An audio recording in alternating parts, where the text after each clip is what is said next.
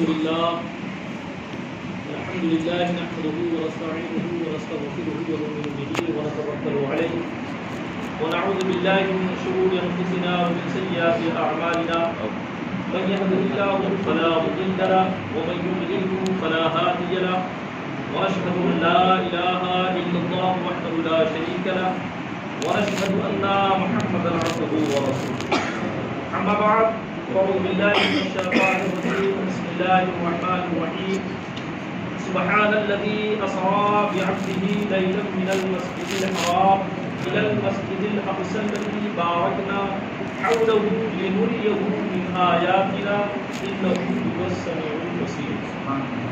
صدق الله مولانا العظيم وصدق رسوله النبي المكين الأمين الكريم ونحن على ذلك لمن الشاهدين والشاكرين والحمد للہ رب العالمین.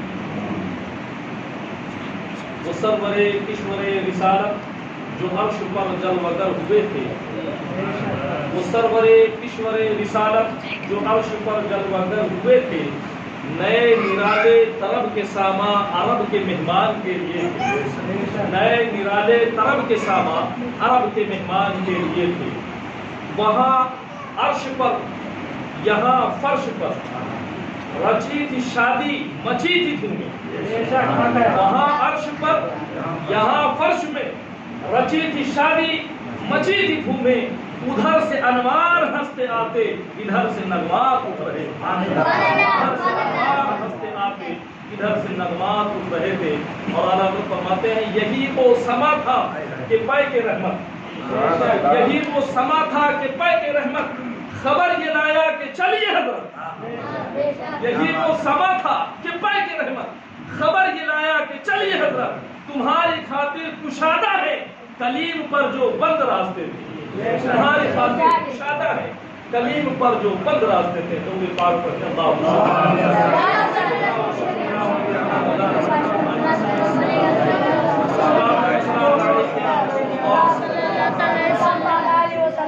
گزرے کے بعد آیت کریمہ کی تلاوت کا شرف حاصل کیا. اس میں اللہ تبارک و تعالیٰ اپنے پیارے حبیب صلی اللہ علیہ وسلم کے سفر معراج کا تذکرہ فرما رہا ہے.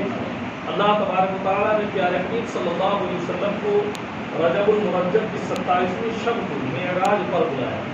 یہ معراج آقا کریم صلی اللہ علیہ وسلم کے معجزوں میں سب سے بڑے معجزوں میں دوسرے سب سے بڑا معجزہ. یہ سب سے بڑا معجزے میں دوسرا سب سے بڑا معجزہ. پہلا سب سے بڑا معجزہ کون سا ہے؟ پہلا بڑا معجزہ قرآن پاک 1400 سال سے زیادہ کا عرصہ ہو گیا نازل ہوئے. جس طریقے سے پہلے دن نازل ہوا تھا ہو بہو آج بھی ہے اور انشاءاللہ صبح قیامت تک رہے گا. حضور کا وہ معجزہ ہے جو ہم اپنے آنکھوں سے دیکھتے ہیں. اور دوسرا سب سے بڑا معجزہ معراج مصطفیٰ صلی اللہ علیہ وسلم. یہ معراج کا جو معجزہ ہے اس ایک معجزے میں سینکڑوں معجزے، اس ایک معجزے میں سینکڑوں معجزے. حضرت ام ہانی کے گھر آپ کا آرام فرمانا یہ بھی معجزہ. حضرت جبریل کا آنا یہ بھی معجزہ. جنت سے جوڑے لانا یہ بھی معجزہ. جنت سے امامہ لانا یہ بھی معجزہ. جنت سے سواری لانا یہ بھی معجزہ. قدم نبی کو بوسہ دینا یہ بھی معجزہ. پھر وہاں سے آگے بڑھیں آپ کا شق صدر یعنی سینے کو چاک کرنا یہ بھی معجزہ. دل کو نکالنا یہ بھی معجزہ. دل کو پھر سینے میں رکھنا یہ بھی معجزہ. آگے بڑھیں براق پر سوار ہونا یہ بھی معجزہ. براق کی سواری کرنا یہ بھی معجزہ. بیت المقدس جانا یہ بھی معجزہ. انبیاء کرام کی امامت کرنا یہ بھی معجزہ. اس کے بعد اور آگے بڑھے آسمانوں کی طرف جانا یہ بھی معجزہ. پہلے آسمان پر جانا یہ بھی معجزہ. دوسرے پر جانا یہ بھی معجزہ. تیسرے پر جانا یہ بھی معجزہ. چوتھے پر جانا یہ بھی معجزہ. پانچویں پر جانا یہ بھی معجزہ. چھٹویں پر جانا یہ بھی معجزہ. ساتویں پر جانا یہ بھی معجزہ. سدرۃ المنتہا پر جانا یہ بھی معجزہ. اور آگے بڑھے سدرۃ المنتہا سے اور آگے بڑھے قاب قوسین و ادنیٰ تک جانا یہ بھی معجزہ. رب کی بارگاہ میں حاضر ہونا یہ بھی معجزہ. معجزہ، رب سے کلام کرنا یہ بھی معجزہ، رب کا دیدار کرنا یہ بھی معجزہ، اور دیدار کر کے واپس آنا یہ بھی معجزہ، زنجیر کا ہلتے رہنا یہ بھی معجزہ، بستر کا گرم رہنا یہ بھی معجزہ، پانی کا بہتے رہنا یہ بھی معجزہ۔ تو اس ایک معجزے میں سینکڑوں معجزے ہیں، اگر انہیں پر گفتگو کیا جائے تو رات ختم ہو جائے گی، بات ختم نہیں ہوگی۔ اللہ تبارک و تعالیٰ نے ہر نبی کو ان کے شان، ان کی عظمت کے مطابق معراج کر دی۔ آدم علیہ السلام کو بھی معراج دی، ابراہیم علیہ السلام، موسیٰ علیہ السلام، عیسیٰ علیہ السلام، دیگر تمام انبیاء کرام علیہ السلام کو ان کی شان، ان کی عظمت کے مطابق اللہ نے معراج کرائی۔ موسیٰ کلیم اللہ کو جب یہ اعزاز بخشا گیا تو انہوں نے اس معراج کے حصول کے لیے 40 روزے رکھے۔ کتنے؟ 40 روزے متواتر رکھے، پاکیزہ لباس پہنا، وضو کیا، کوہ طور پر پہنا۔ اللہ تبارک و تعالیٰ نے کوہ طور سے 21 میل دور تک تمام ذی روحوں کو، یہاں تک کہ چینٹی کو بھی دور کر دیا۔ کیوں دور کر دیا؟ اس لیے کہ اللہ تبارک و تعالیٰ اور موسیٰ کلیم اللہ کے درمیان جو گفتگو ہوگی اس پر یہ لوگ خبردار نہ ہو جائیں، یہ لوگ کوئی ذی روح سمجھ نہ پائے، پتہ نہ چلے، اسے خبر نہ ہو کہ کیا گفتگو ہوئی۔ موسیٰ کلیم اللہ سے پھر نوازشوں کی بارشیں ہوتی ہیں، موسیٰ کلیم اللہ سے پھر اللہ تبارک و تعالیٰ کلام کرنا۔ موسیٰ کلیم اللہ نے جب اللہ تبارک و تعالیٰ کی گفتگو کو سنا تو دید کا شوق پیدا ہو، جس کے کلام میں اتنا مزہ ہے، اتنا سرور ہے، اتنی کشش ہے، اس کے چہرے کو دیکھا جائے۔ انسان کی یہ فطرت ہوتی ہے کہ جب وہ کسی سے گفتگو کرتا ہے یا کسی کی گفتگو سننا چاہتا ہے، سنتا ہے، تو اس کے چہرے کو بھی دیکھنا چاہتا ہے۔ مثال کے طور پر آج کل بہت بڑے بڑے مقرر دنیا میں موجود ہیں، ان کی کیسٹیں موجود ہیں۔ اگر آپ ان کی کیسٹ لے جا کر مجمع کو ایک جگہ اکٹھا کریں اور کیسٹ چلا دیں، وہ مجمع تھوڑی دیر بمشکل بیٹھے گا، سنے گا، منتشر ہو جائے گا، یا تو اپنے کاموں میں لگ جائے گا یا اپنے گفتگو میں بڑھ جائے گا، غور سے وہ گفتگو نہیں سنے گا، نظر انداز کر دے گا۔ لیکن اسی مقرر کو اگر لا کر بٹھا دیا جائے سامنے اور مجمع اکٹھا کر دیا جائے تو اگر وہ مقرر رات بھر گفتگو کرے گا، یہ مجمع رات بھر لگا رہے گا۔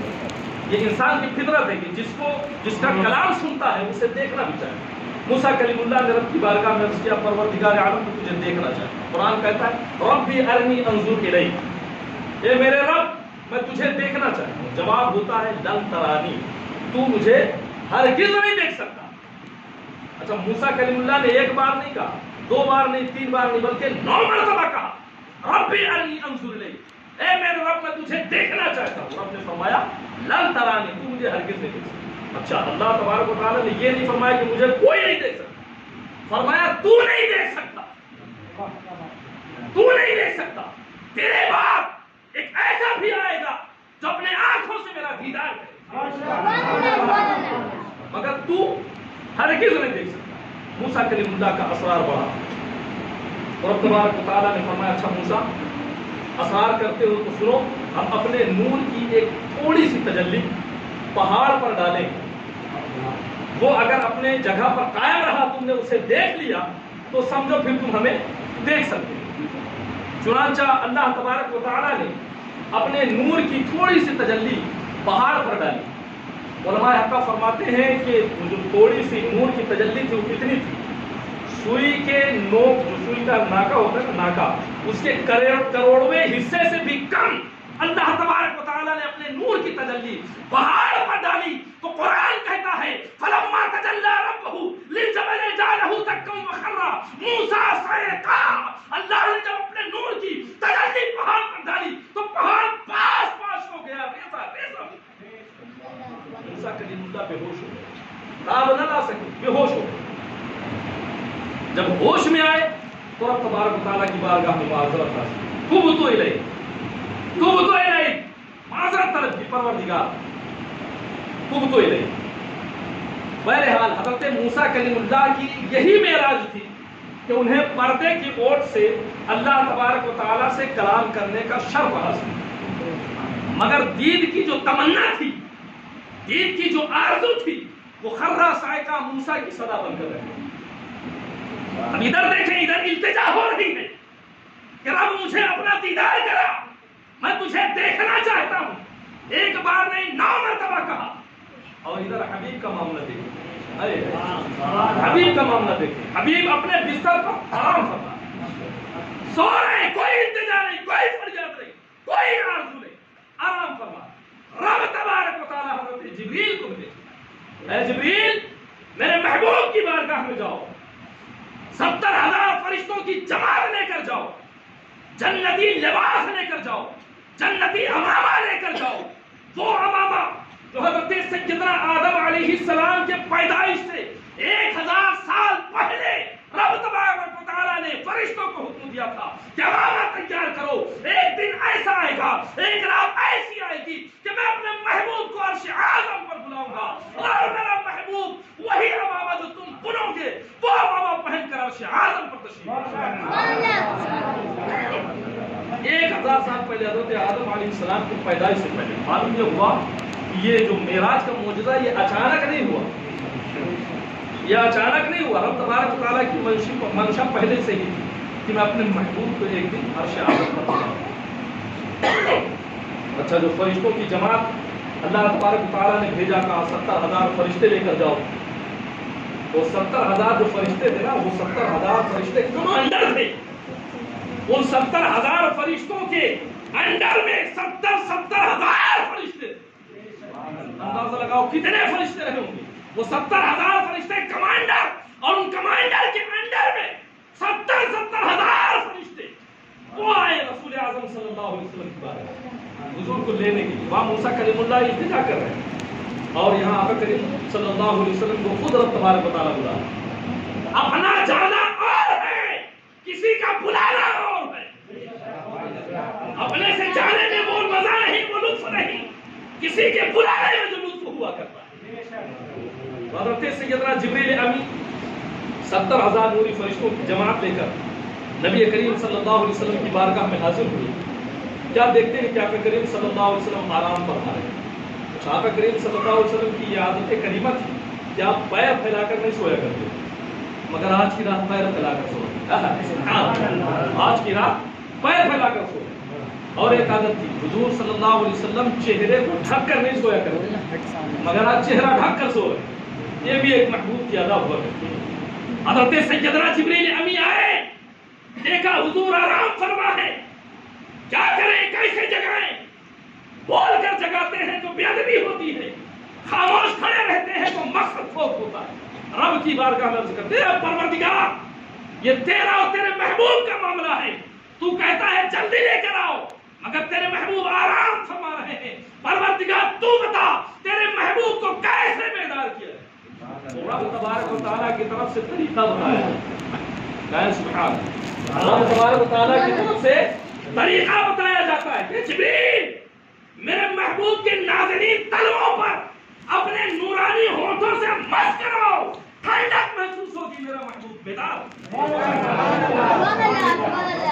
حضرت سیدنا جبریل امی کا مقام تمام فرشتوں کے سردار ہیں، اور اس سردار سے رسول رحمت کا طلبہ منوایا جا رہا ہے.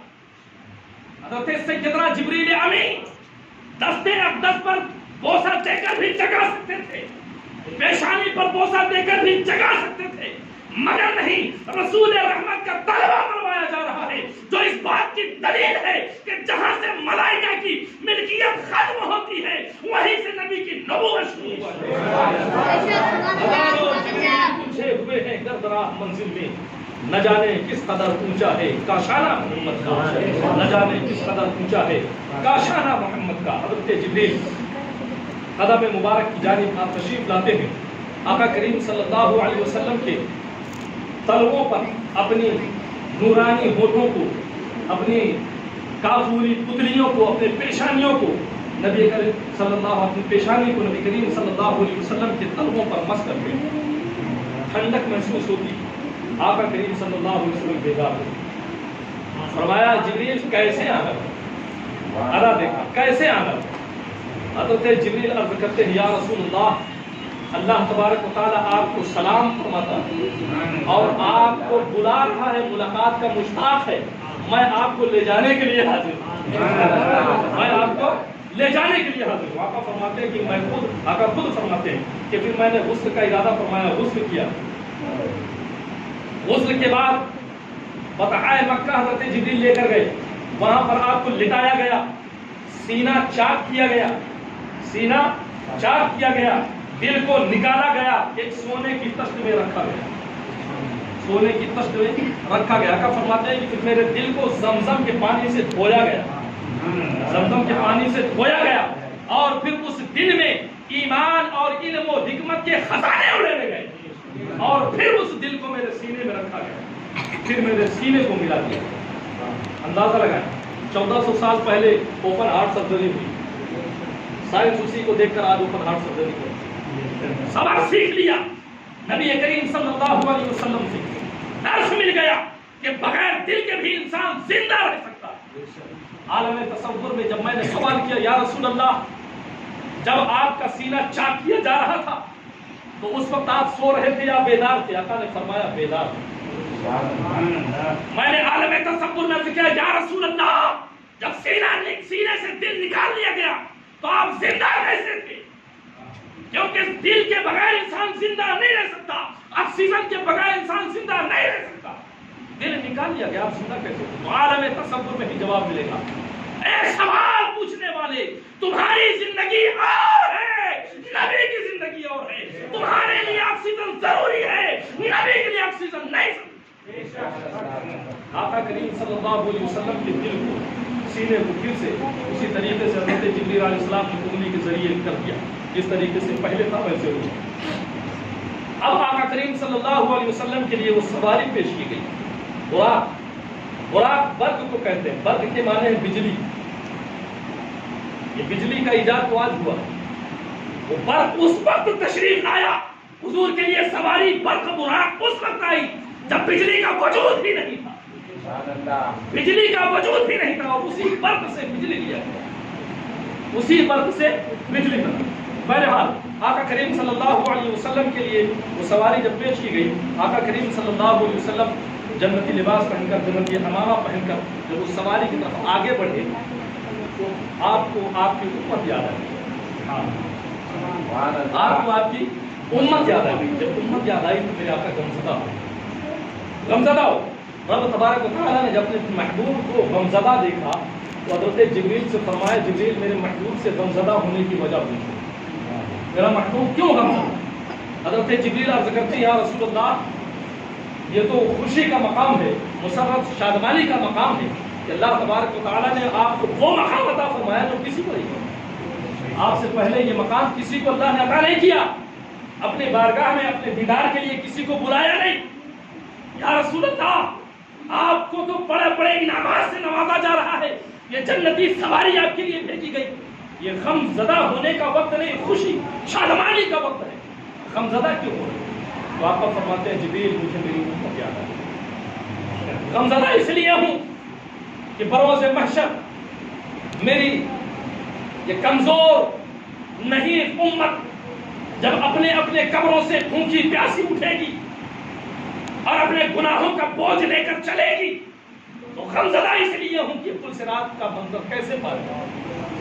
اللہ تبارک و تعالیٰ نے جب اپنے محبوب کے غمزدہ ہونے کی وجہ سنی تو اللہ نے فرمایا جبریل میرے محبوب سے کہہ دو غمزدہ نہ ہو، خوش ہو جاؤ، اس لیے کہ جس طریقے سے آج ہم نے تمہارے لیے براق سواری کا انتظام کیا ہے، کل قیامت کے روز آپ کے ہر اس امتی کو جس کے دل میں آپ کی محبت ہے اس کے لیے بھی اسی طریقے سے سواری کا انتظام فرما دیا جائے۔ حدیثوں میں آتا ہے کہ وہ سواری کون سی سواری ہو؟ ہم بقرعید کے موقع پر جو قربانی پیش کرتے ہیں، جن جانور قربانی پیش کرتے ہیں، انہیں جانور کو اللہ تبارک و تعالیٰ براق کی شکل عطا فرمائے گا اور انہیں خوبصورت مزین مرصع فرما کر ہمیں عطا فرمائے گا، اور ہم اسی سوار پر اپنے جو قربان ہم نے جانور قربان کیا ہے اسی پر سوار ہو کر کچھ رات انشاءاللہ۔ اچھا کچھ لوگ ایسے بھی ہوتے ہیں جو بیچارے اس لائق نہیں ہوتے کہ وہ قربانی کر سکے، تو وہ اللہ تبارک و تعالیٰ فرماتا ہے محبوب اپنی امت کی جانب سے تم قربانی کرو، ان جانوروں کا ہم ان کے لیے جو ہے سواری کریں. آقا نے ہم گنہگاروں کے لیے بھی قربانیاں دی ہیں, لہٰذا ہمیں بھی قربانی پیش کرنی چاہیے نبی کریم صلی اللہ علیہ وسلم کے نام سے. بہرحال درود پاک پڑھیں, اللہم صلی علی سیدنا صلاۃ و سلام علیک یا رسول اللہ صلی اللہ علیہ وسلم. اس کے بعد آقا کریم صلی اللہ علیہ وسلم جو گھوڑے پر سوار, اس براق پر سوار ہونا چاہا, تو وہ جو براق تھا وہ تھوڑا شوخی میں آیا, شوخی میں آیا. تو حضرت جبریل نے اسے ڈانٹا, براق یہ کیا کر رہا, شوخی, تجھے معلوم نہیں تجھ پر کون سوار ہونے والا. وہ براق کان پہ سینہ چھوڑ عرض کرتا ہے, اے جبریل امی, میں شوخی میں مچل نہیں رہا ہوں, بلکہ میں اس لیے مچل رہا ہوں کہ اپنی خوش قسمتی پر مچل رہا ہوں. کہ میرا یہ نصیب, میری یہ خوش قسمتی کہ آقا کریم صلی اللہ علیہ وسلم مجھے پر سوار ہو. دوسرے حضرت جبریل کی بارگاہ میں کہ جبریل حضور سے عرض کریں کہ جس طریقے سے آج آپ مجھ پر سواری فرما رہے ہیں, بروز محشر بھی مجھ پر ہی سواری فرمائیں, بروز محشر مجھے فراموش کریں. بہرحال اس کے بعد آقا کریم صلی اللہ علیہ وسلم براق پر سوار ہوئے. مختصر انداز میں لے چل رہا ہوں. براق پر سوار ہوئے, سواری چلی, پرواز کری. آقا فرماتے ہیں براق کی پرواز, اس کی رفتار کا یہ عالم تھا کہ جہاں تک اس کی نظر جاتی تھی, جہاں تک اس براق کی نظر جاتی تھی, اس کا پہلا قدم وہاں پڑتا. اتنی اسپیڈ, اندازہ لگائیں آپ. ہم بیٹھے بیٹھے یہاں سے آسمان دیکھ لیتے ہیں, یہ ہماری نظر کا عالم. براق کی نظر کا عالم کیا ہوگا, اس کی پہلی نظر جہاں پڑتی تھی, اس کا پہلا قدم وہاں پڑتا. اتنی رفتار کے ساتھ. اور آقا کریم صلی اللہ علیہ وسلم جب اتنی رفتار کے ساتھ چل رہے ہیں تو آنکھیں بند ہو جانی چاہیے, چکر آنا چاہیے. کیونکہ آج ہم گاڑی سے اگر اسپیڈ گاڑی میں چلتے ہیں تو آنکھوں سے پانی بہنے لگتا ہے, آنکھیں بند ہونے لگتی ہیں. مثال کے طور پر فاسٹ والی جو ٹرین ہوتی ہے اس میں سے سفر کریں اور اپنے سر کو باہر نکالیں, آنکھیں بند ہو جائیں گی, سر چکرانے لگے, آنکھیں بند ہو جائیں گی, سر چکرانے لگے. کیوں, جتنی اسپیڈ میں ٹرین چلے گی, ہوا کا تیز, ہوا کا دباؤ آپ کے چہرے پر اتنا ہی تیز آئے, آپ کی آنکھیں بند ہو جائیں گی, سر چکرانے لگے. مگر نبی کریم صلی اللہ علیہ وسلم جس سواری پر سوار ہو کر جا رہے ہیں اس کا یہ عالم ہے کہ وہ اتنی اسپیڈ میں جا رہا ہے, اتنی اسپیڈ میں جا رہا ہے کہ اس کی نظر جہاں پڑتی ہے پہلا قدم وہاں پڑتا ہے. اس قدر اسپیڈ. اور آقا نے کوئی ہیلمٹ بھی نہیں لگایا, کوئی حفاظتی دستہ بھی نہیں, اس کے باوجود آقا سفر فرما رہے ہیں اور سارا مشاہدہ کرتے ہوئے جا رہے ہیں. نہ آپ کی آنکھیں بند ہو رہی ہیں, نہ آپ کو چکر آ رہا ہے, نہ آپ کو بشی آ رہی ہے. یہ آقا کریم صلی اللہ علیہ وسلم کی شان. چلتے چلے جا رہے ہیں, چلتے چلے جا رہے ہیں. ایک ایسا مقام آیا جہاں پر کھجوروں کی ہریالی تھی, باغات کے. اوپر سے دیکھا, حضرت جبریل نے کہا حضور یہاں رک جائیں, یہاں 2 رکعت نماز پڑھ لیں. نماز پڑھنے کے بعد آقا نے فرمایا یہ کون سا مقام ہے؟ کہا حضور یہ یثرب ہے. کیا ہے؟ یثرب ہے. یہ ابھی یثرب ہے, آپ کے آنے کے بعد مدینہ ہو جائے, آپ کے آنے کے بعد یہ مدینہ ہو جائے. پھر آگے بڑھے, کوئی پور پر پہنچے, وہاں پر آقا کریم صلی اللہ علیہ وسلم نے 2 رکعت نماز پڑھی. یا رسول اللہ یہ وہی مقام ہے جہاں موسیٰ کلیم اللہ نے التجا کی, رب ارنی انظر الیک, پروردگار میں تجھے دیکھنا چاہتا ہوں. جواب ہوا اللہ تعالیٰ نہیں دے. یہاں بھی 2 رکعت پڑھے, وہاں پڑھے. اس کے بعد پھر اور آگے جب بڑھے تو حضرت سیدنا عیسیٰ علیہ السلام کی ولادت گاہ پر پہنچے. وہاں پر سواری روکی گئی, کہا حضور یہاں بھی 2 رکعت نماز پڑھے. غرض کے اسی طریقے سے اور جب آگے بڑھے تو ایک گلجا ملی, حضرت جبریل بلا رہی تھی حضور ادھر آئے. آقا کریم صلی اللہ علیہ وسلم کو حضرت جبریل کا حضور ادھر نہ جائے. آگے بڑھے اور آگے جب بڑھے تو ایک شخص آگ کا گولا لے کر کھڑا تھا, وہ بلا رہا تھا ادھر آئے. حضرت جبریل نے کہا حضور ادھر بھی نہ جائے. پھر اور آگے بڑھے, ایک عیسائی ملا, ایک شخص ملا ادھر آئے. جبریل نے منع کیا حضور ادھر بھی نہ جائیں. ایک اور شخص ملا, حضور ادھر آئے. حضور جبریل نے منع کیا ادھر نہ جائیں. جب آگے پہنچ گئے تو حضرت جبریل نے فرمایا حضور وہ جو بڑھیا ملی تھی وہ زندگی تھی. کیا تھی؟ دنیا تھی. دنیا بوڑھی ہو چکی ہے, اس کے پیچھے جانے کا نہیں, اس کے پیچھے جانے کا نہیں, یہ ختم ہونے والی ہے. کوئی بڑھیا سے دل لگاتا ہے, کوئی بڑھیا سے دل لگاتا ہے. دنیا جو ہے وہ بڑھیا ہو چکی, اسے دل لگانے کی یہ چیز نہیں ہے. آگے جو آپ کو ایک شخص ملا تھا آپ کا گولا لیے ہوئے, وہ آتش پرست تھا, اور اس کی طرف جانے کا وہ آتش پرست تھا. اگر آپ اس کی طرف جاتے تو آپ کی ساری امت آتش پر مجوسی ہو جاتی, آتش کو پوجنے والی ہو جاتی. پھر ایک شخص جو ملا وہ عیسائی تھا، اگر آپ اس کی طرف چلے جاتے تو آپ کی ساری امت عیسائی ہو جاتی. پھر ایک شخص جو ملا کہا اس کی طرف جاتے تو ساری امت آپ کی یہودی ہو جاتی. بہرحال وہاں سے سفر کرتے ہوئے آقا کریم صلی اللہ علیہ وسلم بیت المقدس پہنچے. پیارے آقا کریم صلی اللہ علیہ وسلم ارشاد فرماتے ہیں کہ ایک پتھر تھا، حضرت جبریل نے اس پتھر پر انگلی رکھی، انگلی سے اشارہ کیا تو اس میں سوراخ ہو گیا. کیا ہو گیا؟ سوراخ ہو گیا. آقا فرماتے ہیں اس براق کو اسی پتھر کے ساتھ اسی سوراخ سے باندھ دیا. پھر آقا کریم صلی اللہ علیہ وسلم ارشاد فرماتے ہیں جب مسجد اقصی کے اندر داخل ہوئے، جب مسجد اقصی کے اندر داخل ہوئے تو حضور فرماتے ہیں کہ میں نے دیکھا کہ 1,24,000 کم و بیش انبیاء کرام تمام کے تمام وہاں پہلے سے میرے استقبال کے لیے موجود ہیں. تمام انبیاء کرام علیہ السلام وہاں حضور کے استقبال کے لیے پہلے سے موجود ہیں. اس کے بعد حضرت سیدنا جبریل امین نے اذان پڑھی، صف درست کی گئی.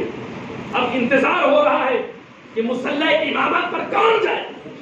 تو حضرت سیدنا جبریل امین نے آقا کریم صلی اللہ علیہ وسلم کا دست پکڑا اور مصلی پر پھر آقا کریم صلی اللہ علیہ وسلم نے تمام انبیاء کرام علیہ السلام کی امامت فرمائی. تمام انبیاء کرام علیہ السلام نے پھر اس کے بعد خطاب بھی کیا، تقریر کی. تمام انبیاء کرام علیہ السلام نے تقریریں کی.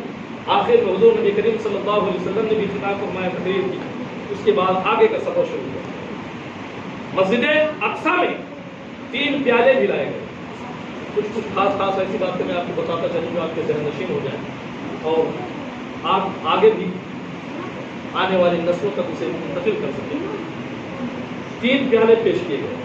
حدیثوں میں آتا ہے کہ ایک شہد، ایک شراب اور ایک دودھ کا پیالہ. اور بعض حدیثوں میں آتا ہے کہ ایک پیالہ پانی کا تھا، ایک پیالہ شراب کا تھا، تیسرا پیالہ جو تھا وہ دودھ کا تھا. بہرحال آقا کریم صلی اللہ علیہ وسلم سے حضرت جبریل نے عرض کیا، حضور جو آپ کو پسند ہو نوش فرمائیں، چاہے پانی نوش فرما لیں، شراب نوش فرما لیں یا دودھ نوش فرما لیں. آقا کریم صلی اللہ علیہ وسلم فرماتے ہیں کہ پانی کو بھی چھوڑا، شراب کو بھی چھوڑا، دودھ کا پیالہ بنا. دودھ کا پیالہ آقا کریم صلی اللہ علیہ وسلم نے دودھ نوش فرمایا، اس میں کچھ تھوڑا سا بچا دیا اور اسے تشت پر رکھا. جیسے ہی تشت پر رکھا وہ تشت غائب ہو گیا. حضرت جبریل امین نے عرض کیا، یا رسول اللہ، اگر آپ پانی کا پیالہ اٹھا لیتے تو آپ کی امت پانی میں غرق ہو جاتی. شراب کا پیالہ اگر آپ پسند کر لیتے تو آپ کی ساری امت گمراہ ہو جاتی. آپ نے دودھ کے پیالے کو پسند کیا، گویا آپ نے فطرت کو پا لیا. اور حضرت جبریل نے یہ بھی بتایا، حضور آپ نے پورا دودھ کا پیالہ دودھ کیوں نہیں نوش فرمایا؟ اگر آپ پورا دودھ نوش فرما لیتے تو آپ کی ساری امت جنتی ہو جاتی، ساری امتی جنتی ہو جاتی. حضور نے فرمایا آپ پی لیتے. کہا پہلے دیجیے حضور، جو ہونا تھا ہو گیا، جو لکھا تھا ہو گیا، لکھ گیا. وہ جو تھوڑا سا بچا وہی تھوڑے سے ہم جیسے گنہگار ہوں گے جو اللہ کے عذاب کا سامنا کریں گے. باقی جو ہیں اللہ تبارک و تعالیٰ اپنے فضل و کرم سے جسے جو چاہے عطا فرما دے. بہرحال اس کے بعد آقا کریم صلی اللہ علیہ وسلم کی سواری آگے بڑھی، پرواز کیا آسمانوں کی طرف. آسمانوں کی طرف جب پرواز کیا، پہلے آسمان پر پہنچے، حضرت سیدنا آدم علیہ السلام سے ملاقات ہوئی. اچھا یہاں ایک اور چیز بتاتا چلوں. جب دروازے پر پہنچے تو حضرت سیدنا جبریل امین رسول اعظم صلی اللہ علیہ وسلم کا ہاتھ پکڑے ہوئے. دروازہ کھٹکھٹایا جا رہا ہے، دروازہ کھٹکھٹایا گیا. اندر سے آواز آئی، کون؟ جواب دیا جاتا ہے جبریل. جواب دیا جاتا ہے جبریل. پھر سوال ہوتا ہے، اکیلے ہو یا کوئی اور ساتھ میں؟ کا ساتھ میں؟ محمد صلی اللہ علیہ وسلم. 2 سوال ہو گئے. کون ساتھ میں؟ محمد صلی اللہ علیہ وسلم. تیسرا سوال ہوتا ہے، اپنے سے آئے ہیں یا بلائے گئے ہیں؟ کہاں بلائے گئے ہیں؟ دروازہ کھول کے اندازہ لگائے. حضرت جبریل کون ہے؟ فرشتوں کے سردار. ان کو اجازت لینے کی کیا ضرورت؟ کوئی استاد شاگرد سے اجازت لے گا؟ شاگرد کو استاد سے اجازت لینا پڑے گا. استاد کو شاگرد سے اجازت لینے کی ضرورت نہیں. حضرت جبریل تمام فرشتوں کے استاد، اور آسمان میں کروڑوں دروازے ہیں، حضرت جبریل ہمیشہ آتے رہے جاتے رہے، کسی سے اجازت لینے کی ضرورت نہیں۔ فرشتوں کے لیے کروڑوں دروازے ہیں، ہر فرشتہ دروازے سے آتا ہے جاتا ہے، مگر یہ کیا معاملہ ہے کہ آج حضرت جبریل کو دروازہ کھٹکھٹانا پڑ رہا ہے، اجازت لینی پڑ رہی ہے، اور نام بتانے کے بعد اپنے سردار کا، اپنے استاد کا نام سننے کے بعد بھی دروازہ نہیں کھولا جاتا جب تک یہ نہیں پتہ کر لیا جاتا تمہارے ساتھ ہے کون۔ جب پتہ چلا کہ صاحب محمد صلی اللہ علیہ وسلم ہے تو دروازہ کھولا۔ معلوم یہ ہوا کہ رب قدیر نے آسمان میں سینکڑوں کروڑوں دروازے بنائے، سب آؤ جاؤ، مگر یہ ایک دروازہ خاص ہے، اس خاص مہمان کے لیے بنایا گیا ہے جو شب معراج میں میرا محبوب اسی دروازے سے سیر کرتا ہوا میری بارگاہ میں آئے۔ یہ دروازہ کسی کے لیے نہیں کھولا جائے گا، یہ دروازہ خاص ہے، مخصوص مہمان کے لیے۔ وہ دروازہ ایک ہی بار کھلا اور ایک ہی بار بند۔ آگے چلے، پہلے آسمان کا سیر کیا، دوسرے آسمان کی سیر، تیسرے آسمان کی سیر، چوتھے، پانچویں، چھٹویں، ساتویں آسمان کی سیر۔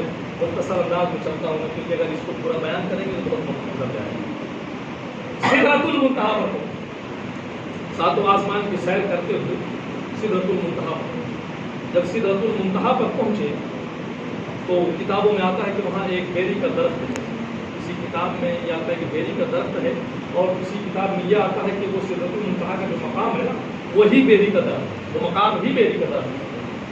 اس کے پتے ہاتھی ہرے ہرے ہیں اور ہاتھی کے کان کی طرح بڑے بڑے ہیں، اس کے مٹکے، اس کے پھل جو ہے وہ مٹکے کی طرح گول، بڑے نہایت خوبصورت ہیں، اور اس کے ہر پتے پر فرشتے جو ہیں کھڑے ہوئے ہیں، اور انہیں فرشتوں کے نور سے وہ پیڑ جو ہے منور ہے۔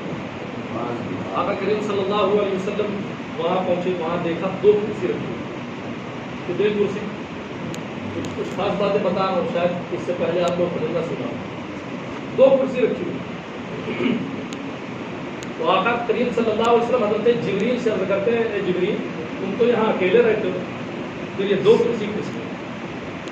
تم اکیلے ہو تو ایک کرسی ہونا چاہیے، جو دو کرسی کیوں؟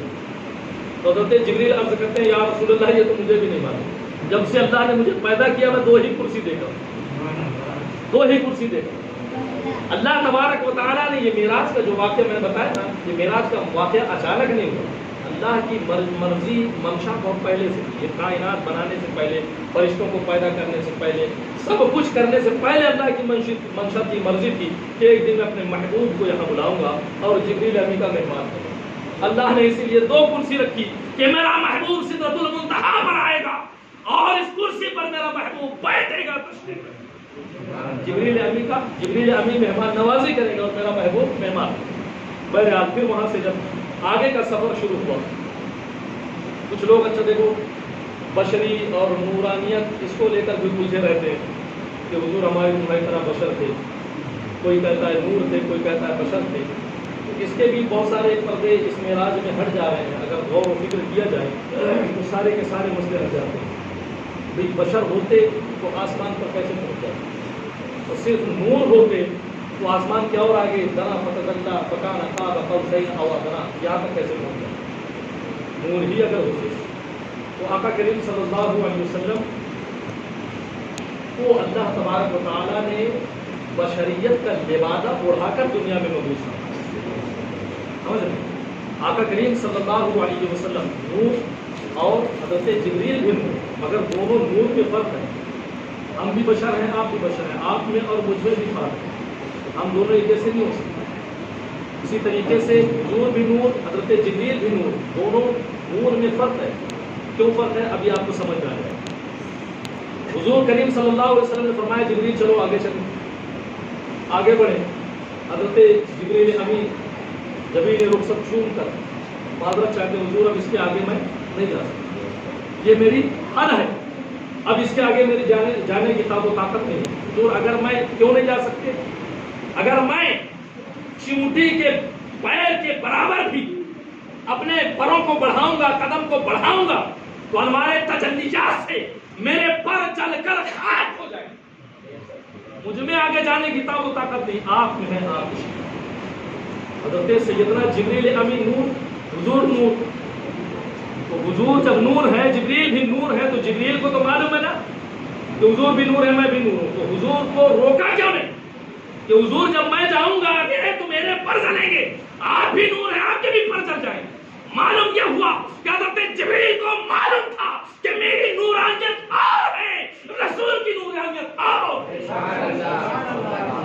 اور حضور کو بھی معلوم تھا کہ جبریل کی نورانیت اور ہے، میری نورانیت اور ہے، ورنہ جبریل روک لیتے، جبریل اگر اپنی طرح سمجھتے تو روک لیتے، اور حضور اگر جبریل کو اپنی طرح سمجھتے تو رک جاتے کہ بھائی جب جبریل کے پر جلیں گے تو میں بھی جلوں گا، مجھے بھی تو نقصان ہوگا۔ معلوم یہ ہوا کہ حضور کو بھی معلوم تھا کہ جبریل میری طرح نہیں ہے، نہ میں جبریل کی طرح۔ حضرت جبریل امین ہے، حضرت غالباً ابن عباس رضی اللہ تعالیٰ عنہ کی حدیث راوی ہے، وہ لکھتے ہیں کہ حضرت جبریل امین، یہ بھی ایک نیا نقطہ کو دے رہا ہے، حضرت جبریل امین نے صرف خیال فرمایا، سوچا کہ قدم آگے بڑھاؤ، سوچا تو لکھتے ہیں کہ آپ کا جسم چڑیا کے مانند سمٹ گیا، خیال فرمانے سے آپ کا جسم جو ہے چڑیا کے مانند سمٹ گیا، تو اندازہ لگایا خیال فرمایا تو یہ عالم، جبکہ ہے تو نور، مگر آقا کریم صلی اللہ علیہ وسلم کی شان دیکھیں، جبریل آگے نہیں جا رہے، حضور آگے بڑھ رہے، حضور آگے تشریف لے جا رہے، آقا کریم صلی اللہ علیہ وسلم فرماتے ہیں جبریل کوئی آرزو کوئی تمنا ہو تو بتاؤ، رب کی بارگاہ میں تمہاری آرزو پیش کر دوں گا، اس لیے کہ میں وہاں جا رہا ہوں جہاں تم بھی نہیں جا سکتے۔ اچھا یہ فرما کر پیارے آقا کریم صلی اللہ علیہ وسلم نے اس احسان کا بدلہ چکتا کیا جو حضرت جبریل امین نے آپ کے جد امجد حضرت ابراہیم خلیل اللہ پر کیا۔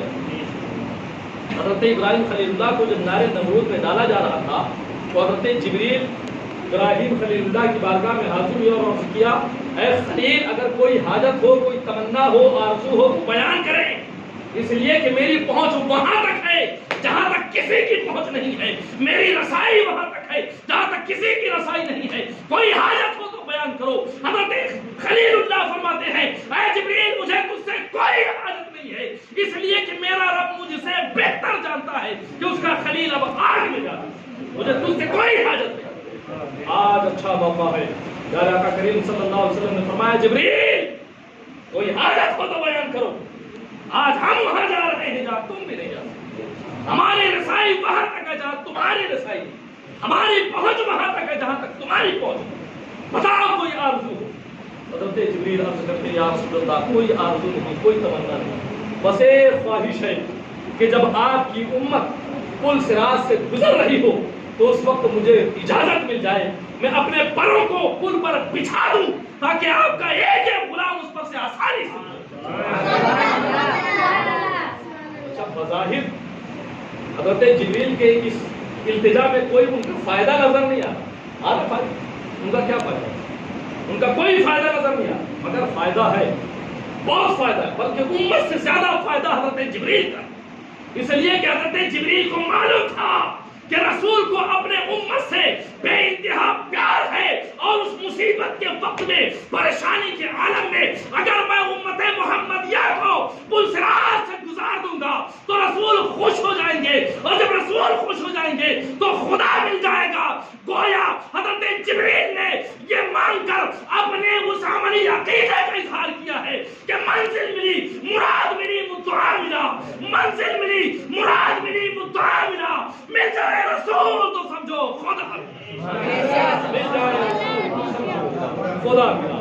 ہزاروں جبریل الجھے ہوئے ہیں گرد راہ منزل میں، نہ جانے کس قدر اونچا ہے کاشانہ محمد کا۔ بر علاقہ کریم صلی اللہ علیہ وسلم پھر آگے تشریف لے گئے، آگے تشریف لے گئے، چلتے چلے جا رہے ہیں، چلتے چلے جا رہے ہیں، پھر ایک کیف سی پرکیف سی آواز آتی ہے، ادنو منی یا خیر البریہ، ادنو منی یا احمد المختار، ادنو منی یا محمد، ادنو منی یا احمد، ادنو منی یا قاسم۔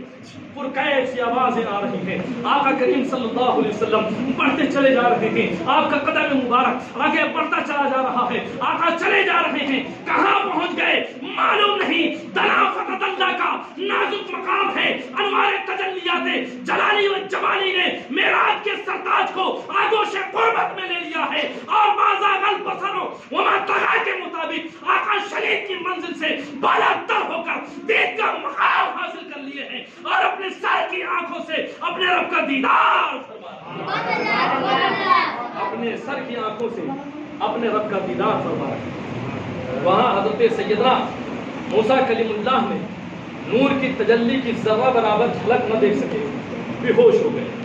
اور یہاں آقا کریم صلی اللہ علیہ وسلم کی شان دیکھیں کہ اپنے سر کی آنکھوں سے نبی کریم صلی اللہ علیہ وسلم اپنے سر کی آنکھوں سے اپنے رب کا دیدار فرماتے ہیں۔ وہاں کشی طاری ہوتی ہے، بے ہوش ہو جاتے ہیں۔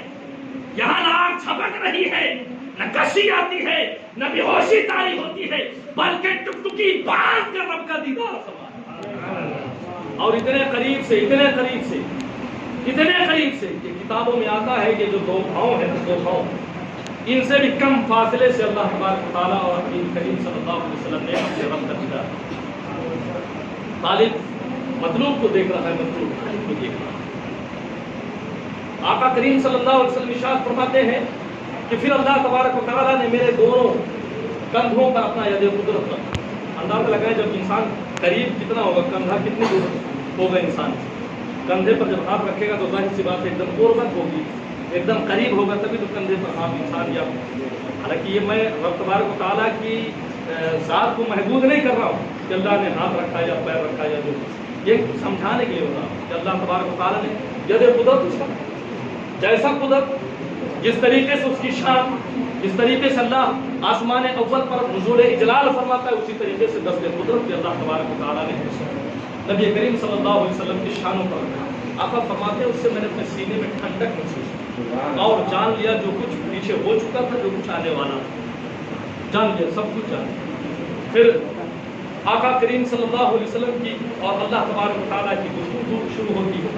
اللہ تبارک و تعالیٰ فرماتا ہے، اے محبوب کیا تحفہ لائے ہو، اے محبوب کیا تحفہ لائے ہو۔ تو پیارے آقا کریم صلی اللہ علیہ وسلم عرض کرتے ہیں، التحیات للہ والصلوات والطیبات والسلام والطیبات، التحیات للہ والصلوات والطیبات، زبانی عبادت، بدنی عبادت، مالی عبادت، سب کچھ اللہ کے لیے۔ نذرانہ خلوص قبول کر دیا جاتا ہے۔ جواباً ارشاد ہوتا ہے، السلام علیکہ ایھا النبی ورحمۃ اللہ۔ اے نبی تجھ پر رب کی برکتیں ہیں، اے نبی تجھ پر رب کی سلامتیں ہیں۔ تو جب اللہ تبارک و تعالیٰ نے فرمایا ایھا النبی السلام علیکہ ایھا النبی، یعنی اے نبی تم پر اللہ کی سلامتی ہو، تو آقا کریم صلی اللہ علیہ وسلم کا اپنے امت سے پیار ملاحظہ ہے۔ کس نبی کی امت میں اللہ نے ہمیں عطا فرمایا کہ وہ نبی جب اپنے رب کا دیدار فرما رہا ہے تو وہاں بھی ہمیں یاد ہوتا ہے۔ اللہ کے نبی فرماتے ہیں، عرض کرتے ہیں، السلام علینا وعلی عباد اللہ الصالحین، کہ اللہ کی سلامتی ہم پر بھی اور اللہ کے نیک بندوں پر بھی۔ جب فرشتوں نے طالب و مطلوب کا یہ اندازے کریمانہ دیکھا تو ایک زبان ہو کر پکار اٹھے، وَأَشْهَدُ أَن لَا إِلَٰهَ إِلَّا اللَّهُ وَأَشْهَدُ أَنَّ مُحَمَّدًا عَبْدُهُ وَرَسُولُهُ۔ معلوم ہوا کہ نماز میں پڑھی جانے والی واجب التحیات کبریا اور مصطفیٰ کی مخصوص گفتگو ہے، فرشتوں کا اخلاص ہے۔ امت کو رب کے دیدار کے وقت یاد فرمانا یہ بتا رہا ہے، یہ دلالت کر رہی ہے کہ اے میرے امتیوں، رب کا دیدار کرنا میری معراج ہے، نماز تمہاری معراج ہے۔ میں نے اپنی معراج میں تم پر سلام بھیجا ہے، تم اپنی معراج میں مجھ پر سلام۔ یہ 50 وقت کی نمازوں کا پیش و تحفہ رب تبارک و تعالیٰ نے اپنے محبوب کو عطا فرمایا۔ پیارے آقا کریم صلی اللہ علیہ وسلم جب واپس ہوئے، دینے والے نے کیا دیا، لینے والے نے کیا لیا، یہ دینے والا جانے یا لینے والا جانے۔ رب تبارک و تعالیٰ کو حضور نے کس صورت میں دیکھا؟ آقا کریم صلی اللہ علیہ وسلم فرماتے ہیں کہ میں نے اپنے رب کو بہترین صورت میں دیکھا۔ وہ بہترین صورت کیسی تھی؟ یہ دکھلانے والا جانے یا دیکھنے والا جانے؟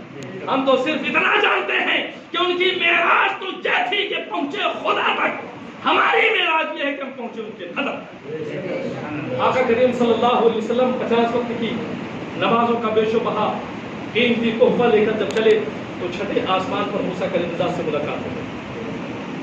موسیٰ کلیم اللہ نے عرض کیا، یا رسول اللہ کیا تحفہ ملا، کیا تحفہ ملا؟ پیارے آقا کریم صلی اللہ علیہ وسلم نے فرمایا 50 وقت کی نمازوں کا بے شبہ تحفہ، 50 وقت کی نمازوں کا بے شبہ تحفہ ملا۔ تو حضرت سیدنا موسیٰ کلیم اللہ نے عرض کیا حضور بہت زیادہ، میری امت پر 2 وقت کی نماز فرض تھی۔ کتنی؟ 2 وقت کی نماز فرض تھی، میری امت 2 وقت کی نماز نہیں پڑھ رہی۔ آپ کی امت 50 وقت کی نماز کیسے پڑھے؟ جائیں رب کی بارگاہ میں اور جا کر کچھ نمازیں کم کرا دیں۔ درود پاک پڑھیں، اللہم صلی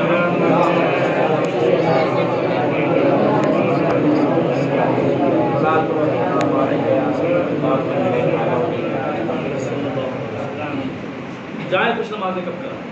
پیارے آقا کریم صلی اللہ علیہ وسلم واپس رب کی بارگاہ میں، یا پروردگار، اے اللہ میری امت بہت کمزور ہے، نحیف ہے، ضعیف ہے، وہ 50 وقت کی نمازیں نہ پڑھ پائے گی، پروردگار ان میں سے کچھ کم کر۔ اللہ نے کہا جاؤ محبوب 5 نمازیں کم کر، 45 بچے۔ پھر 45 لے کر آئے موسیٰ کلیم اللہ نے عرض کیا یا رسول اللہ کتنی بچی؟ کہا 45 کا آدمی زیادہ ہے، جائیں اور کم کرا۔ پھر آقا تشریف لے گئے، کہا پروردگار اور کم کر لے، 5 پھر کم ہو گئی۔ غرض کہ ایک کے بعد دیگرے اسی طریقے سے آتے رہے جاتے رہے، 9 مرتبہ آئے گئے۔ کتنے مرتبہ؟ 9 مرتبہ آئے گئے، 45 وقت کی نمازیں معاف ہو گئی، 5 وقت کی نمازیں بچی۔ 5 وقت کی نماز لے کر جب آئے تو حضرت موسیٰ کلیم اللہ نے کہا حضور یہ بھی زیادہ ہے، جائیں ایک بار اور چلے جائیں۔ ایک بار اور چلے جاتے تو دیوانے مستانے چلمی جو ہے ان کے لیے بڑھیا ہو جاتا ہے۔ تو آقا کریم صلی اللہ علیہ وسلم نے فرمایا کہ موسیٰ کلیم اللہ اب نماز کم کرانے کی غرض سے رب کی بارگاہ میں مجھے جانے سے حیا محسوس ہوا، بس یہ 5 ہی نماز رہے گی، میری امت 5 ہی پڑھے گی۔ اللہ تبارک و تعالیٰ فرماتا ہے محبوب آپ کی امت 5 وقت کی نماز پڑھے گی، ہم اس میں 0 لگا دیں گے، ثواب اسے 50 وقت کی نماز پڑھو تو صحیح، 5 تو پڑھو تمہیں 50 کا ثواب ملے گا۔ مگر آج ہمارا معاملہ یہ ہے کہ نماز پڑھتے ہیں، دوری بنائے ہوئے نمازوں سے، نماز کی پابندی کریں۔ بہرحال آقا کریم صلی اللہ علیہ وسلم، اچھا کچھ لوگ یہاں ایک اور نقطہ دینے چلتا ہے، کچھ لوگ اعتراض کرتے ہیں کہ حضور صلی اللہ علیہ وسلم کو علم غیب نہیں تھا۔ اگر علم غیب ہوتا تو حضور کو معلوم ہوتا کہ اللہ تبارک و تعالیٰ 50 نمازیں دے رہا ہے، لاسٹ میں 5 ہی تو بچنی ہے۔ علم غیب ہوتا تو معلوم ہوتا کہ 5 نماز بچنی ہے، تو یہ بار بار آنے جانے کا چکر کیوں؟ 45 اکٹھا ہی کم کر دیتا رب تبارک و تعالیٰ، 5 ہی نہیں کیا جاتی ہے۔ مطلب اس کا یہ کہ حضور کو علم غیب نہیں تھا، نعوذ باللہ۔ تو اے اعتراض کرنے والے، جو اعتراض حضور پر کر رہا وہی اعتراض تو رب پر بھی ہوگا، نہیں ہوگا؟ اللہ پر بھی کوئی اعتراض ہوگا کہ کیا اللہ کو علم غیب نہیں تھا کہ 50 دے رہا ہوں، دے کر بھیج رہا ہوں، بعد میں 45 کم کرنی پڑے گی، 5 رہ جائے؟ تو اللہ پہلے ہی 5 دے کر کے بھیج دیتے۔ تو یہاں علم غیب کا مسئلہ نہیں، بلکہ علم غیب رب کو بھی تھا، نبی کو بھی علم غیب تھا، موسیٰ کلیم اللہ کو بھی علم غیب تھا، معلوم تھا کہ 5 ہی رہنی ہے۔ مگر یہاں مصلحت کچھ اور، مصلحت کیا ہے؟ مصلحت یہ ہے کہ موسیٰ کلیم اللہ نے عرض کیا تھا پروردگار میں تجھے دیکھنا چاہتا، ایک بار نہیں کہا تھا، 9 بار کہا تھا۔ اور حضور کتنے بار رب کی بارگاہ میں گئے؟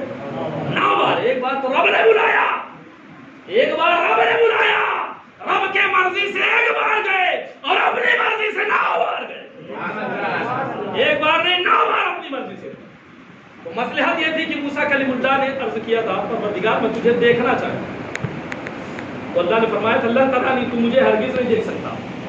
تو آج موقع اچھا ہے، اے موسیٰ تو بلا حجاب مجھے نہیں دیکھ سکتا، تیرے اندر، تیرے آنکھوں کے اندر وہ طاقت نہیں، مجھ میں تو ہے، میں دکھانے کی طاقت و طاقت رکھتا ہوں، مگر مجھ میں دیکھنے کی طاقت و طاقت نہیں ہے۔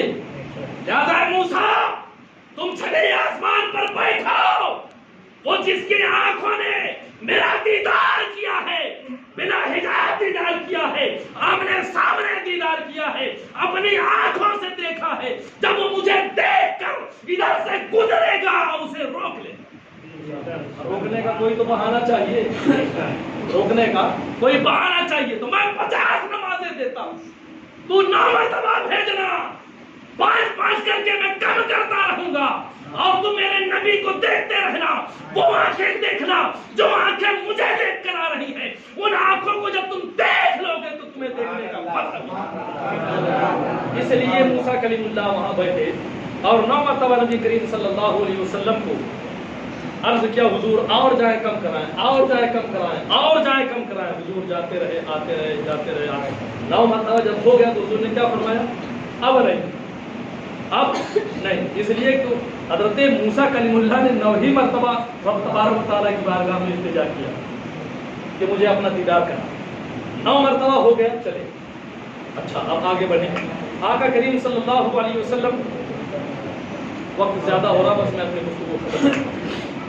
آقا کریم صلی اللہ علیہ وسلم 50 وقت کی نماز لے کر جب واپس تشریف لے آئے تو آقا فرماتے ہیں کہ جب میں تشریف لایا، معراج سے واپس ہوا تو زنجیر ہل رہی تھی، زنجیر ہل رہی تھی، بستر گرم تھا اور وہ پانی جس سے وضو یا غسل کیا گیا تھا وہ پانی بہہ رہا۔ کتنے کم وقت میں حضور تشریف لائے گئے، اور پانی کیونکہ بستر کتنی دیر تک گرم رہے گا، جسم کی حرارت سے بستر کتنی دیر گرم، 1 منٹ 2 منٹ، زنجیر کتنی دیر تک ہلتے رہے گی۔ کوئی دروازہ آپ بڑی زور سے بھی کھول دیں تو بھی وہ زنجیر کتنی دیر ہلے گا، 1 منٹ۔ پانی کتنی دیر تک بہتا رہے گا۔ آپ وضو کرتے ہیں، غسل کرتے ہیں، آپ اپنا خود اندازہ لگا لیں کہ پانی 1 منٹ 2 منٹ بہے گا، کتنی دیر زیادہ بہے گا۔ مگر آقا کریم صلی اللہ علیہ وسلم فرماتے ہیں کہ میں جب واپس ہوا معراج سے تو بستر گرم تھا، زنجیر ہل رہی تھی، پانی بہ رہا تھا۔ اور جب کہ آقا کریم صلی اللہ علیہ وسلم کے معراج میں نہ جانے کتنا وقت لگے، کتنا وقت۔ اگر آپ موٹا موٹا سوچیں تو ام ہانی کے گھر سے کعبہ شریف تشریف لے گئے، وہاں آپ کا شق صدر ہوا، دل نکالا گیا، دل بھرا گیا، وہاں سے آقا کریم صلی اللہ علیہ وسلم براق کو تشریف فرما ہوئے، پھر اوپر جب پرواز ہوئی تو 12 رکعتیں نماز آپ نے پڑھی۔ اگر ان 12 رکعتیں نمازوں کو بھی ہم 1-1 منٹ کی سمجھ لیں کہ 1-1 منٹ کی 1 رکعت آپ نے پڑھی تو 12 منٹ تو ایسے ہی ہو گئے، 12 منٹ تک بستر گرم رہے گا، زنجیر 12 منٹ تک گرتے رہے گی، پانی 12 منٹ تک بہے۔ اور آگے چلے، جب آپ مسجد اقصیٰ پہنچے تو وہاں آپ نے امامت فرمائی، امامت کے بعد تمام انبیاء کرام علیہ السلام نے تقریر فرمائی۔ کتنے انبیاء تھے؟ 1,24,000 کم و بیش۔ اگر ہر امام ہر نبی کو 2-2 منٹ خطاب کا موقع دیا جائے، میں اپنی سوچ بتا رہا ہوں کہ اگر 2-2 منٹ ہی تقریر انہوں نے کی ہوگی تو کتنا منٹ ہو رہا ہے، کتنا منٹ ہو جائے؟ 1,24,000۔ آج ہمارا یہ عالم ہے کہ ہمارے علماء، اگر 2 علماء تقریر کرنے بیٹھ جائیں تو رات ختم ہو جاتی ہے۔ 2 علماء اگر بیٹھ جائیں تقریر کرنے تو ساری رات ختم، بات ختم نہیں ہوتی۔ تو وہاں انبیاء کرام علیہ السلام ہیں، امتی نہیں ہے، وہ نبی ہیں، پھر بھی اگر 2-2 منٹ بھی اگر گن لیا جائے تو کتنے منٹ ہو گئے؟ پھر وہاں سے پہلے آسمان کی سیر، دوسرے آسمان، تیسرے آسمان، چوتھے، 5ویں، 6ویں، 7ویں، 8ویں، آگے کی آگے پڑھتے چلے گئے، رب کا دیدار، پھر جہنم کا مشاہدہ، جنت کا مشاہدہ، اور جہنم میں عذاب ہو رہا ہے، یہ گناہ کس وجہ سے، یہ سزا کس وجہ سے پا رہا ہے، یہ زانی زنا کرنے والے کا عذاب ہے، یہ جھوٹ بولنے کا عذاب ہے، یہ غیبت کرنے والے کا عذاب ہے۔ طرح طرح کے عذابات کو دیکھنے کے بعد پھر جنت کا مشاہدہ کیا، جنت کی سیر فرمائی، یہ نمازیوں کے محل ہیں، یہ روزہ داروں کے محل ہیں، یہ سچ بولنے والوں کے لیے ہیں، یہ صالحین کے وغیرہ وغیرہ، یہ سب گھومنے پھرنے کے بعد مشاہدہ عجائبات و غرائبات کا کرنے کے بعد جب واپس آتے ہیں تو کہتے ہیں یہ زنجیر ہل رہی، بستر گرم تھا اور پانی بہ رہا۔ اندازہ لگائے کتنا وقت گزر گیا، مگر آقا فرماتے ہیں کہ زنجیر ہل رہی۔ وہ آقا فرما رہے ہیں تو سچ فرما رہے ہیں، آقا فرما رہے ہیں تو سچ فرما رہے ہیں۔ تو اس کو ثابت، کیونکہ ہمارے عقل میں نہیں آ رہا، جو چیز عقل میں نہ آئے وہ تو معجزہ ہے، جو عقل میں آ جائے وہ معجزہ کہاں ہے؟ یہ عقل اسے تسلیم نہیں کر رہی، لیکن یہی حقیقت ہے۔ حقیقت اس مسئلے کو سمجھانے کے لیے بس میں ایک شعر پڑھوں گا اور اس شعر کو سمجھا کر انشاءاللہ گفتگو اپنی ختم کر دوں گا۔ وہ شعر کس کا ہے؟ اعلیٰ حضرت مجدد الدین الملت۔ وہ شعر کیا ہے؟ اس شعر سے یہ مسئلہ حل ہو جائے، آپ خود بخود سمجھتے ہیں۔ وہ شعر کیا ہے؟ وہ شعر ہے، وہ جو نہ تھے تو کچھ نہ تھا، وہ سے برا حضور صلی اللہ علیہ وسلم، وہ جو نہ تھے تو کچھ نہ تھا، وہ جو نہ ہوں تو کچھ نہ ہو، وہ جو نہ ہوں تو کچھ نہ ہو، جان ہے وہ جہان کی، جان ہے وہ جہان کی، سمجھ رہے ہیں؟ جان ہے وہ جہان کی، جان ہے وہ جہان کی، جان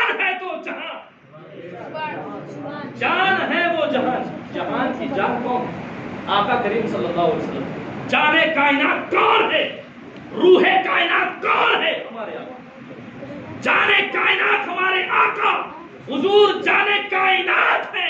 اور معراج کی شب جب یہ جان اس جہان سے یہ جان جب اس جہان کی طرف چلی تو اس جہان کی جان نکل گئی، اور جب اس جہان کی جان نکل گئی تو سب ساکن ہو گئے، سب ساکن ہو گئے۔ مثال تم تقریر کر رہا ہوں، تقریر کرتے کرتے مجھے موت آ جائے، میں کہوں اللہ اللہ کہا اور موت آ گئی، جان میری نکل گئی، جان نکل گئی، تو میں آگے کہہ پاؤں کیا نے فرمایا؟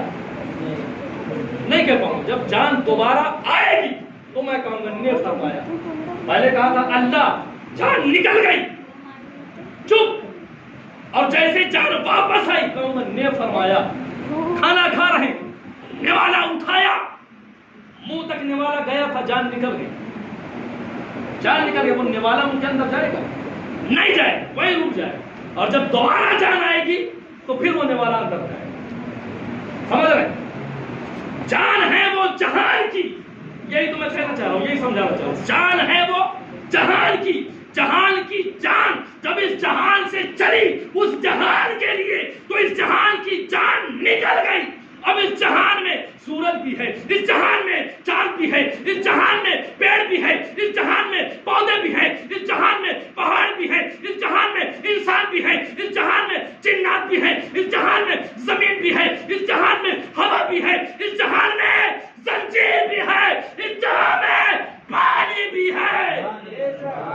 جان نکل گئی، اس جہان سے جان گئی تو زنجیر کی جان نکل گئی، سورج کی جان نکل گئی، ہوا کی جان نکل گئی، پانی کی جان نکل گئی، زنجیر بہ رہی تھی، چل رہی تھی، ادھر سے ادھر، ادھر سے ادھر، ادھر سے ادھر، جان نکلی، ایک سائڈ اٹک ٹھہر گئی، جان نکل گئی، رک گئی، بستر گرم تھا، ہوا چلتی تو بستر ٹھنڈا ہو جاتا، ہوا کی جان نکل گئی، ہوا بھی تو کائنات میں، ہوا کی جان نکلی، بستر یوں ہی گرم، پانی بھی تو کائنات میں ہے، پانی بھی تو اس جہان میں ہے، پانی بہ رہا تھا، اس پانی کی جان جب اس جہان سے نکلی تو پانی کی بھی جان نکلی، پانی ٹھہر گیا، سب ٹھہر گئے، سو رہا تھا جو سوتا رہا، جان نکل گئی، سوتا رہا، رکوع کی حالت میں تھا، جان نکل گئی، رکوع میں پڑا، سجدے کی حالت میں تھا انسان، جان نکل گئی، سجدے میں پڑا، کب تک پڑا؟ جب تک رب تبارک و تعالیٰ کو منظور تھا، اپنے محبوب کو سیر کراتا رہا، اپنے محبوب کو دیدار کراتا رہا، جب تک اسے منظور تھا، اپنے محبوب سے ہم کلام ہوتا رہا، اور جب میرا محبوب واپس تشریف لایا اس جہان میں، جیسے ہی واپس تشریف لائے تو جہان کی جان آ گئی، اور جب جان آ گئی تو زنجیر میں بھی جان آ گئی، پانی میں بھی جان آ گیا، ہوا میں بھی جان آ گئی، اور جب ہوا میں جان آئی تو ہوا بہنے لگی، اور جب زنجیر میں جان آئی تو زنجیر چلنے لگی، پانی میں جب جان آیا تو پانی بہنے لگی۔ یہ وجہ تھی کہ تھوڑا سا جو بتایا جاتا ہے وہ وقت تھوڑا سا اس لیے ہے کہ جب حضور اس جہان سے اس جہان میں گئے تو اس جہان کی جان ہی ختم ہوئی، جان نکل گئی، تو جان جب نکل گئی انسان کو مردہ ہو گیا، یہ ہاتھ حرکت کر رہا، میری جان نکل جائے یہ حرکت کرے نہیں کرے گا، جب جان واپس آئے گی تب یہ حرکت کرے گی۔ یہی معاملہ ہے کہ حضور نبی کریم صلی اللہ علیہ وسلم جب اس جہان سے اس جہان میں نکل گئے تو اس جہان کی جان نکل گئی، اس لیے کہ اعلیٰ حضرت نے کیا خوب بہترین انداز میں سمجھا دیا، ایک شعر میں، جان ہے وہ جہان، جان ہے تو جہان، جان ہے تو جہان کو کچھ نہیں۔ بہرحال وقت بہت زیادہ ہو گیا، اسی پر میں ختم کرتا ہوں۔ وآخر دعوانا الحمدللہ رب العالمین۔ پہلے سننے میں اگر مجھ سے کوئی ہماری لغزش یا کوتاہی ہو گئی ہو، غلطی ہو گئی ہو تو رب کی بارگاہ میں توبہ کرتا ہوں، استغفر اللہ ربی من الذنب واتوب الیہ، لا الہ الا اللہ محمد رسول اللہ۔ وآخر دعوانا الحمدللہ رب العالمین۔